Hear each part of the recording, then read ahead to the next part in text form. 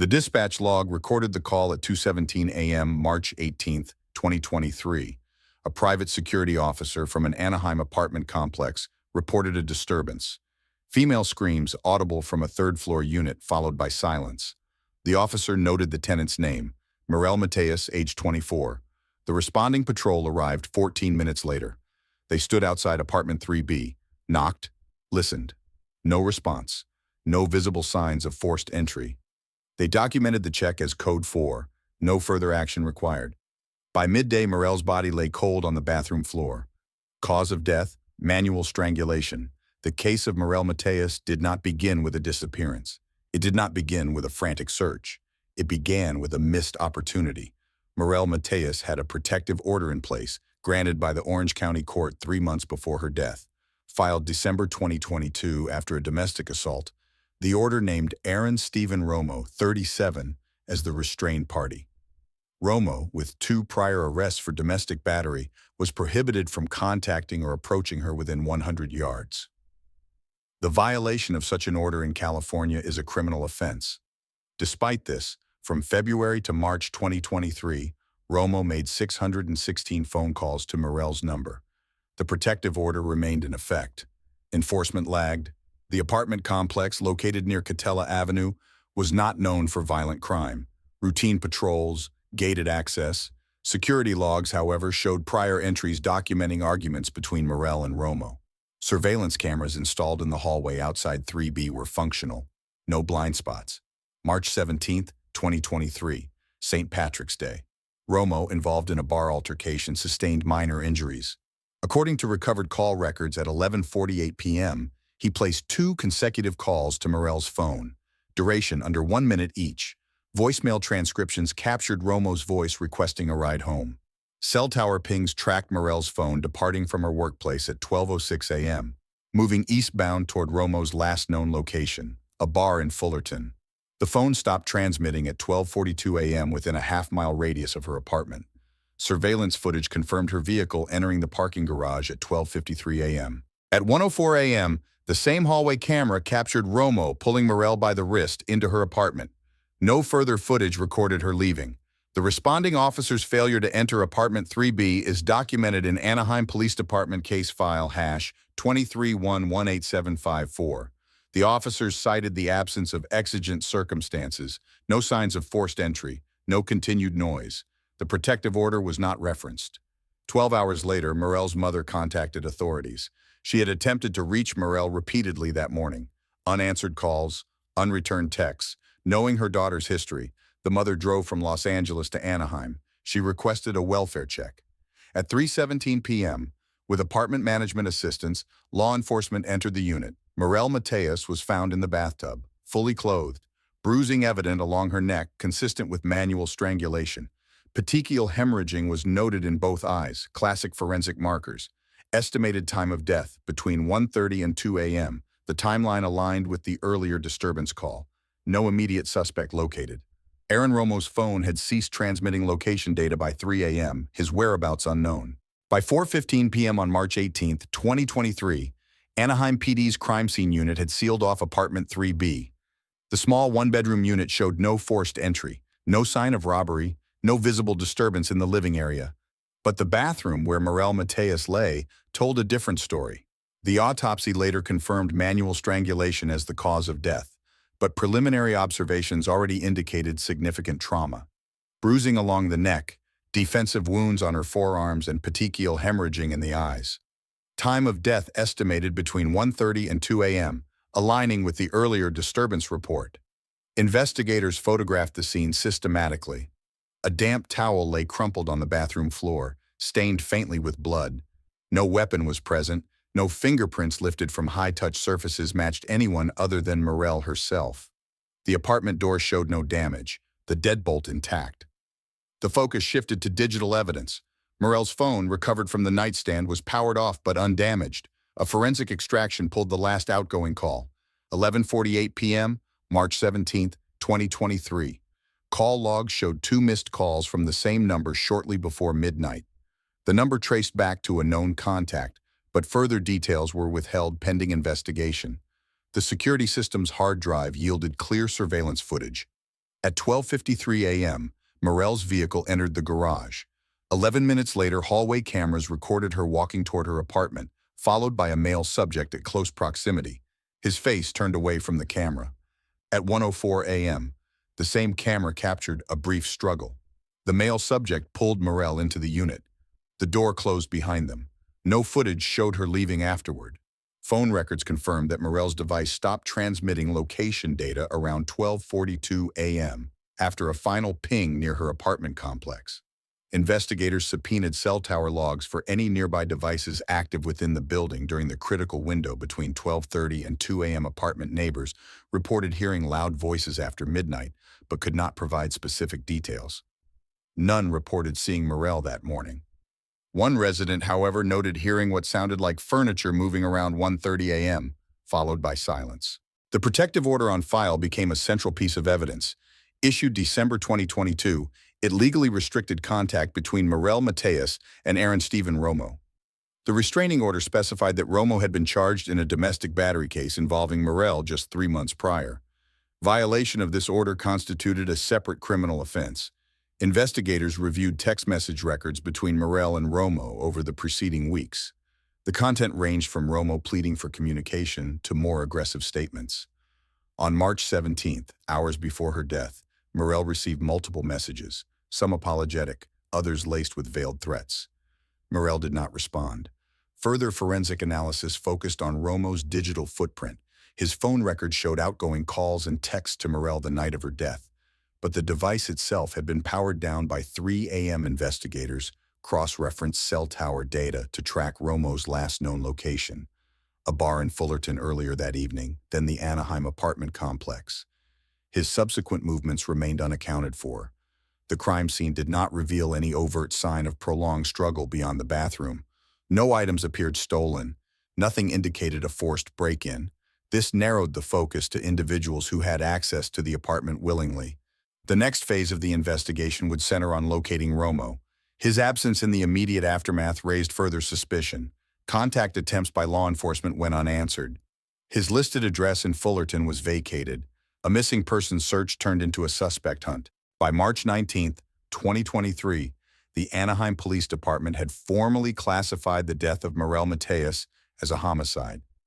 The investigative team, led by Detective Raul Martinez, expanded its scope, reviewing not only the night of Morell's death but the preceding months. Establishing a pattern of behavior was critical.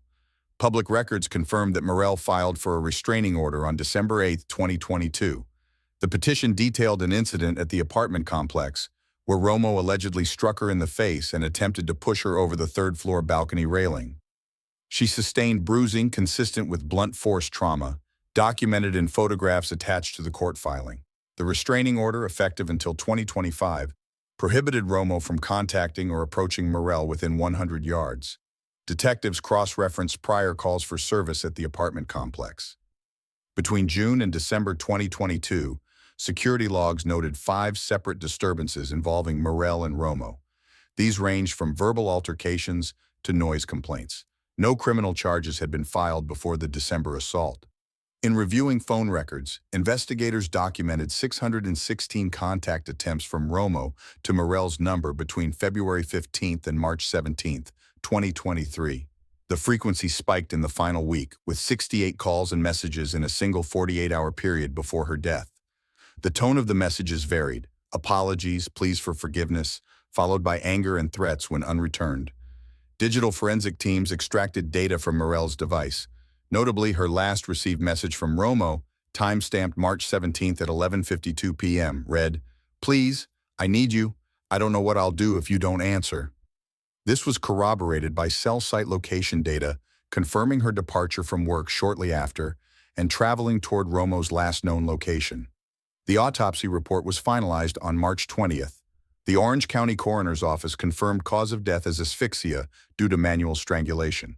Additional findings included contusions on both forearms and defensive wounds on her hands, indicating an attempt to resist. Toxicology screens returned negative for drugs or alcohol. No DNA evidence from an outside source was recovered under Morell's fingernails, suggesting the assailant maintained close contact control. Investigators interviewed Morell's family and close friends. Several reported that she had expressed concern about Romo's persistent harassment despite the restraining order. Her mother recounted that Morel had considered changing her phone number and moving, but feared escalating the situation. A subpoena for Romo's financial records revealed no recent employment or stable income. His last reported job was in late 2021, terminated following allegations of workplace aggression. Further, law enforcement identified two prior incidents of domestic battery against former partners, one in 2015 and another in 2018. Neither case led to conviction due to lack of witness cooperation. By March 21st, Romo remained unlocated. His last known residence in Fullerton was vacated. Surveillance footage from nearby businesses provided no confirmed sightings after March 17th. His vehicle was absent from registered parking areas. Investigators issued a BOLO, be on the lookout, alert across California, including checkpoints along major highways. His mobile device had not reconnected to any cell network since 3 a.m. on March 18th, suggesting it was powered off or destroyed. The investigation, now in its fourth day, focused on uncovering Romo's whereabouts and compiling a comprehensive behavioral profile. Establishing his psychological escalation from harassment to physical violence would strengthen the homicide case. By March 23, 2023, 5 days after Morel Mateus was found dead in her Anaheim apartment, the investigation shifted from data analysis to active pursuit. The Anaheim Police Department, now coordinating with Riverside County authorities, identified credible leads suggesting the suspect had crossed jurisdictional lines. The task force, led by Detective Raul Martinez, compiled a formal profile for Aaron Stephen Romo based on digital traces, financial records, and personal associations.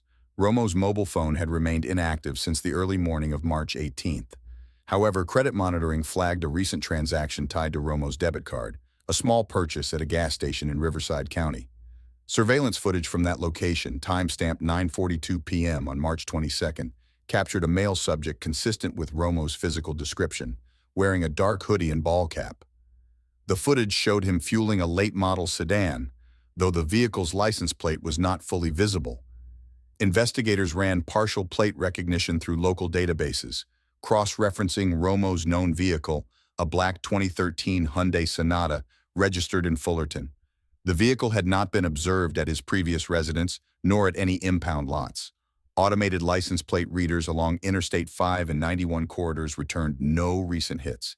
Detectives expanded the scope to Romo's known personal network. Interviews with former co-workers, friends, and previous romantic partners revealed a recurring behavioral pattern. Isolation following interpersonal conflict, periods of financial instability, and a tendency to seek out acquaintances willing to provide temporary shelter. One former girlfriend described Romo's behavior after their breakup as unpredictable, including disappearing for days without contact. No clear alias or secondary identity emerged during the investigation. With Riverside identified as a probable location, law enforcement issued a request for public assistance through Crime Stoppers, framing Romo as a person of interest connected to an ongoing homicide investigation. This approach allowed authorities to increase public visibility without compromising procedural integrity. On March 24, 2023, a tip was received via the hotline. The caller, who requested anonymity, claimed to have seen Romo entering an apartment complex on Magnolia Avenue in Riverside 2 days prior. The tip included a description of the vehicle matching the black Hyundai Sonata. This information aligned with the gas station footage. Detectives secured a search warrant for cell tower dumps near the tip location, focusing on all devices that connected to the tower within a narrow window during Romo's suspected presence. Among the devices identified, one prepaid burner phone activated within hours of the gas station transaction was flagged for further review. Subsequent analysis revealed this device made a single outgoing call to a contact, later confirmed as Romo's current girlfriend. Investigators traced the girlfriend's residence in Riverside County. Surveillance was initiated discreetly to confirm Romo's presence. Over 48 hours, officers documented several individuals entering and exiting the property, but no visual confirmation of Romo himself. On March 26th, a coordinated arrest operation was launched. Law enforcement executed the warrant at the residence without incident. Romo was located in a rear bedroom, partially concealed beneath bedding, showing superficial wrist lacerations consistent with self-harm. EMTs assessed the injuries as non-life-threatening. Romo was taken into custody without further resistance. No immediate confession was made. Romo was transported to the Anaheim Police Department for booking and questioning. His vehicle, located nearby, was impounded for forensic examination. Preliminary searches yielded no additional evidence linking directly to the homicide scene, though the absence of Morell's personal belongings or Romo's mobile device raised further investigative questions. The arrest marked a significant procedural advancement, yet at this stage, the case still hinged on the synthesis of circumstantial evidence: surveillance footage, phone records, prior history, and the protective order violation. Following Aaron Romo's apprehension on March 26, 2023, law enforcement initiated the formal process of interrogation and evidence consolidation. The arrest itself marked only a procedural milestone. Without direct confession or forensic evidence conclusively linking Romo to the homicide scene, the prosecution relied on structured circumstantial evidence. The first phase involved processing Romo's impounded vehicle, a black 2013 Hyundai Sonata. Forensic technicians conducted a comprehensive sweep. No biological traces from Morell Mateus were recovered from the cabin or trunk. However, the vehicle's GPS module retained data logs indicating its movement from Fullerton to Anaheim between 11 p.m. on March 17th and 2:30 a.m. on March 18th. The logs corroborated the surveillance footage timeline already established, but did not independently confirm Romo's presence in Morell's apartment. Inside the vehicle, technicians recovered a partially burned set of clothing from a duffel bag. Lab analysis confirmed the presence of trace bloodstains on the hoodie sleeve. The blood matched Morell's DNA profile, with a 99.99% certainty. This became a key physical link, bridging Romo's proximity and the victim. Interrogation sessions with Romo commenced within 24 hours of his arrest. He declined legal counsel initially, but remained evasive. Questioned about his whereabouts during the time frame of Morell's death, Romo admitted to being in Anaheim, but denied entering her apartment. He claimed the 616 calls and messages were desperate attempts to reconcile, but refuted any intent to harm. When confronted with the surveillance footage capturing the physical altercation outside Morell's door, Romo provided no explanation, citing a lapse in memory due to alcohol consumption. Prosecutors, collaborating closely with detectives, identified the restraining order violation as an initial charge. This legal infraction, supported by phone records and surveillance footage, established a foundation for escalating charges. California Penal Code, Section 273.6 outlined that violating a protective order with resulting injury or death-enhanced criminal culpability. Further bolstering the case, analysts retrieved digital data from Romo's burner phone seized at the time of his arrest. Although minimal, text message records confirmed communication with his current girlfriend on March 18th, disclosing that he messed up bad and needed time to clear his head. While not an admission of guilt, the phrasing aligned with behavioral avoidance following Morell's death. In parallel, investigators re-examined the apartment complex's security system logs. One maintenance worker reported that Romo had requested access to building surveillance weeks before the homicide, citing concerns about security. This testimony, while not directly evidential, reflected Romo's ongoing preoccupation with Morell and the location. The prosecution's strategy centered on three pillars: documented physical violence history, including the December 2022 balcony assault; digital communications, mapping a pattern of harassment and escalation; circumstantial evidence, including surveillance footage, GPS data, and the recovered hoodie. The district attorney's office formally filed charges on April 3, 2023, including first-degree murder under California Penal Code Section 187, domestic battery, and violation of a protective order. The murder charge qualified under the special circumstance of occurring during a prohibited contact, which carried an enhanced sentencing range. Legal counsel for Romo, appointed by the court, submitted a not guilty plea during the arraignment. Defense counsel argued lack of direct forensic evidence inside the apartment and posited that the altercation captured on video did not prove intent to kill. The defense's approach focused on creating reasonable doubt about Romo's specific actions after entering Morell's apartment. Detectives continued to fortify the case by examining Romo's behavioral history. Witness statements from two former romantic partners were secured, detailing past incidents of aggression, intimidation, and physical violence. Though these incidents did not result in prior convictions, they supported the prosecution's assertion of a pattern. Following the formal arraignment of Aaron Romo on April 3, 2023, the Orange County District Attorney's Office initiated pretrial proceedings. The strategy required systematic assembly of all admissible evidence to sustain a first-degree murder charge. Prosecutors, led by Deputy DA Carla Jimenez, recognized early that the absence of direct forensic evidence inside the apartment could challenge the burden of proof. Therefore, the case relied heavily on establishing a behavioral pattern, digital forensics, and corroborating witness testimony. A pretrial hearing scheduled for April 17th set the stage for evidence admissibility discussions. Defense counsel filed motions to suppress several key elements, including the hoodie with Morel Mateus's blood and the burner phone messages recovered after Romo's arrest. The defense argued that the seizure of Romo's vehicle violated the Fourth Amendment, citing insufficient probable cause at the time of impoundment. However, prosecutors countered that the timeline of Romo's movements, captured by surveillance footage and GPS data, justified the vehicle's examination. The presiding judge ruled in favor of the prosecution, confirming the hoodie as admissible evidence. The ruling emphasized that the trace blood stain was material to the investigation and found under lawful search parameters. The burner phone messages were also deemed admissible under the doctrine of inevitable discovery, supported by corroborative witness statements. In parallel to the legal groundwork, the investigation expanded to include systemic evaluations. Public scrutiny intensified over the Anaheim Police Department's response on the night of Morel's death. Internal Affairs initiated a procedural review after family members publicly criticized the handling of the initial disturbance call.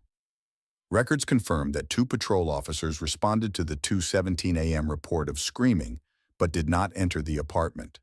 The decision was based on the absence of ongoing noise at the time of their arrival. A civil suit filed by Morel's family against the Anaheim Police Department cited negligence and failure to enforce the standing protective order. The lawsuit highlighted deficiencies in officer training related to domestic violence calls.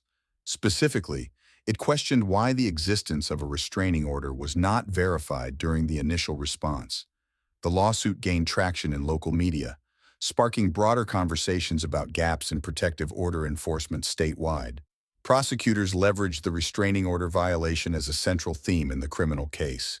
The violation established Romo's illegal presence at Morel's apartment, reinforcing the premeditation element required for a first-degree murder charge. This violation, compounded by Romo's digital harassment pattern and physical evidence, strengthened the prosecution's narrative. New witness statements were introduced during pretrial discovery. A friend of Morel's, who remained anonymous, provided text messages indicating that Morel feared Romo's escalating behavior in the weeks leading up to her death. These messages, timestamped between March 10th and March 16th, detailed concerns about Romo's persistent calls, unannounced appearances near her workplace, and threats masked as pleas for reconciliation. The witness, while emotionally impacted, agreed to testify, providing context to the harassment pattern. Meanwhile, the DA's office engaged expert testimony to explain the significance of manual strangulation in domestic violence cases. The medical examiner prepared to testify that the asphyxiation method often reflects control-based intent, correlating with previous incidents involving Romo and Morel. This expert insight aimed to counter defense arguments positioning the death as accidental or unintentional. The defense, in response, filed notices indicating plans to challenge the psychological profile of Romo presented by the prosecution. They suggested introducing their own experts to argue that Romo's mental state during the incident could mitigate intent. The defense leaned toward a diminished capacity argument, hoping to reduce the charge severity. As the trial date approached in June, the case drew regional attention. Media coverage intensified, not only focusing on Romo's prosecution but also on the procedural shortcomings exposed by Morel's case.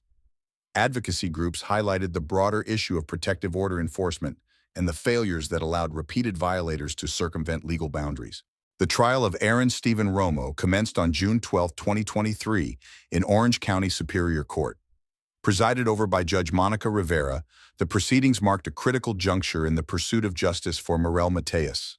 The prosecution, led by Deputy District Attorney Carla Jimenez, outlined their case during opening statements. Romo's repeated violations of a protective order, his pattern of harassment, and the forensic link between his presence and Morel's death.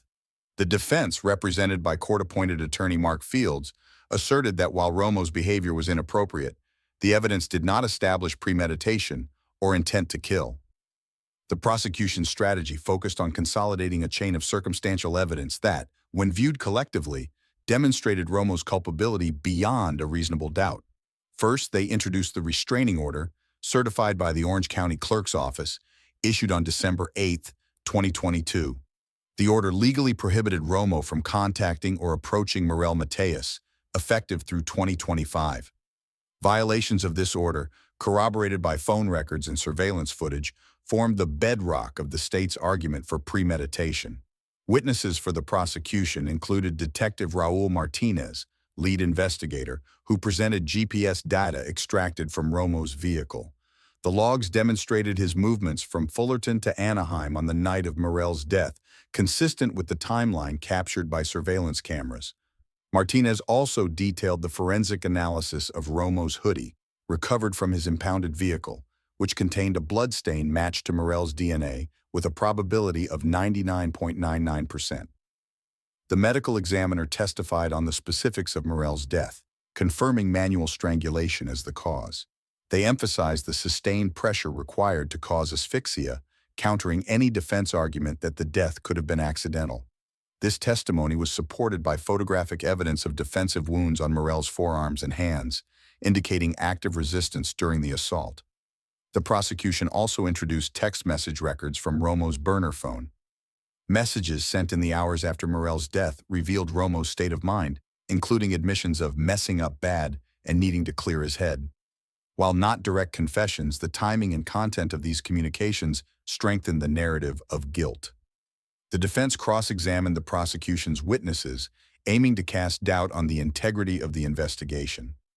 Fields challenged the reliability of GPS data, suggesting potential inaccuracies in location tracking. He questioned the chain of custody for the recovered hoodie and implied that the trace bloodstain could have originated from an earlier encounter between Romo and Morel. Fields also attempted to humanize Romo, presenting character witnesses who described him as emotionally unstable but not violent to the degree alleged. A clinical psychologist testified for the defense, asserting that Romo exhibited signs of diminished capacity during times of emotional distress, potentially impairing his judgment on the night of Morel's death. However, the prosecution effectively rebutted these arguments. They recalled Romo's prior incidents of domestic violence with other partners, reinforcing the established behavioral pattern. While these prior cases did not result in convictions, their relevance under California's Evidence Code 1109 allowed them to be introduced as proof of propensity. The trial continued with witness testimony from Morel's close friends and family. These individuals shared accounts of her fear in the weeks leading up to her death. Text messages and voicemails from Morel documented her concern about Romo's escalating behavior. These narratives, while emotionally charged, were presented in a manner consistent with corroborating the prosecution's factual case. Midway through the trial, a civil rights attorney representing Morel's family publicly addressed the civil suit filed against the Anaheim Police Department. This suit, running parallel to the criminal case, alleged systemic failure to enforce the protective order. The courtroom, though focused on the criminal charges against Romo, was not insulated from the broader scrutiny on law enforcement's role. The prosecution concluded its case with a closing statement synthesizing the evidence: the restraining order, digital harassment patterns, GPS data, surveillance footage, forensic evidence, and behavioral history. Together, these elements formed a cohesive narrative that Romo's actions were deliberate and calculated. The jury deliberated for 4 days. 12 individuals drawn from across Orange County reviewed weeks of evidence: digital records, forensic reports, surveillance footage, and testimony that painted a clear escalation of violence. The timeline of events, from Romo's repeated protective order violations to Morel Mateus's death, provided the framework. Yet the absence of eyewitnesses or direct forensic evidence from the apartment itself required the jury to assess the case through its cumulative weight. On July 14, 2023, the verdict was delivered. Aaron Stephen Romo was found guilty of first-degree murder under California Penal Code Section 187, with special circumstances for violating a protective order during the commission of the crime. Additional convictions included misdemeanor counts for domestic battery and willful violation of a restraining order. The sentencing phase commenced 2 weeks later. During this process, the prosecution introduced impact statements from Morell's family. While not presented as emotional appeals, these statements provided insight into the consequences of systemic failures. Morell's mother addressed the court, referencing the sequence of ignored warning signs, the 616 unresponded calls, and the night law enforcement failed to act on the disturbance call. These facts, not sentiment, reinforced the chain of preventable missteps that culminated in Morell's death. On August 4, 2023, the court sentenced Romo to 30 years to life in state prison. Judge Monica Rivera, in delivering the sentence, underscored the role of the protective order and the defendant's deliberate violations. The sentence reflected not only the severity of the crime, but also the disregard for legal boundaries meant to safeguard victims of domestic violence. The conclusion of the criminal trial did not close the broader inquiry into institutional accountability. The civil lawsuit filed by Morell's family against the Anaheim Police Department remained active. On September 21, 2023, depositions from the responding officers highlighted procedural gaps. Officers testified that while they acknowledged the call, reporting a disturbance at Morell's apartment, their training did not mandate a database check for active restraining orders in such scenarios unless a direct threat was observed on arrival. The city initiated a policy review following public scrutiny. By November 2023, the Anaheim Police Department revised its domestic violence response protocol.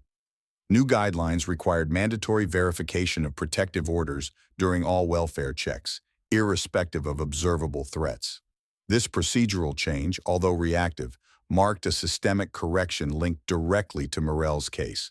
Advocacy groups seized on this momentum, pushing for statewide reforms. California legislators introduced Bill AB 3261 in early 2024, aimed at tightening enforcement mechanisms for restraining orders. The bill proposed centralized data sharing across law enforcement agencies and mandated annual domestic violence response training for patrol officers. The legislation, named informally as Morell's Law, passed the state assembly in April 2024 with broad bipartisan support. The legal consequences for Aaron Romo represented one facet of justice. The procedural corrections, both at the municipal and state levels, represented another.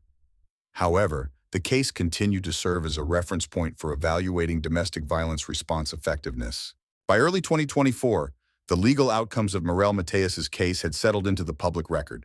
Aaron Romo was incarcerated at the California State Prison, serving a sentence of 30 years to life. The civil suit against the Anaheim Police Department reached a confidential settlement in March 2024. Although financial terms were undisclosed, the settlement included a formal acknowledgement from the city of procedural failures the night Morell died. The reforms sparked by Morell's case extended beyond Orange County. Morell's Law, enacted statewide, mandated law enforcement agencies to verify active protective orders in all domestic disturbance responses. The law also established a statewide data sharing framework, allowing officers to access real-time restraining order statuses across jurisdictions. These measures aimed to address the gaps that had allowed Romo to violate a legal boundary unchecked. Further evaluations by the California Commission on Peace Officer Standards and Training, POST, led to the introduction of new domestic violence response protocols. These included scenario-based training on assessing nonverbal signs of coercion and control, particularly in cases where victims may be unable or unwilling to speak. The POST revisions marked the first significant update to California's domestic violence training curriculum in over a decade. The Department of Justice published a report in July 2024 citing Morell Mateus's case as a benchmark for examining protective order enforcement nationwide. The report highlighted a common pattern. While restraining orders provide legal protection on paper, their effectiveness depends on consistent enforcement and officer awareness. For Morell's family, these developments served as partial accountability. While Romo's conviction addressed the criminal aspect, The broader systemic reforms offered a longer-lasting legacy. Her mother, in a public statement after the settlement, underscored this point. This wasn't just about one man's actions. It was about a system that should have protected Morel and didn't. The case continues to be referenced in law enforcement training and domestic violence advocacy. The procedural gaps it exposed are now used as cautionary examples in academic studies on criminal justice reform. While the legal process reached its conclusion, the broader examination of domestic violence response remains ongoing. The death of Morel Matias, while tragic, catalyzed measurable change. Her case underscored the limits of legal protections without proper enforcement and highlighted the need for systemic accountability. In the years that followed, law enforcement agencies across the state implemented policy reviews modeled after Anaheim's post-case reforms. If there's one thing I've learned from telling Morel Matias's story, it's that legal protections are only as strong as the systems that enforce them. A restraining order, a legal boundary, these should have been enough, but they weren't. And it makes me wonder how many others are caught in that gap between law and enforcement. As we close this chapter, I invite you to reflect. Have you or someone you know ever relied on a system that failed to respond when it mattered most? What changes would you like to see in your community to make sure these protections actually protect? If this story resonated with you, I'd love to know where you're watching from or what part of this case hit hardest. And if it didn't connect, I still want to hear your thoughts. What would you like covered differently? Subscribe to the channel if you found this video meaningful. I'll be here sharing more stories that challenge the way we think about justice and accountability.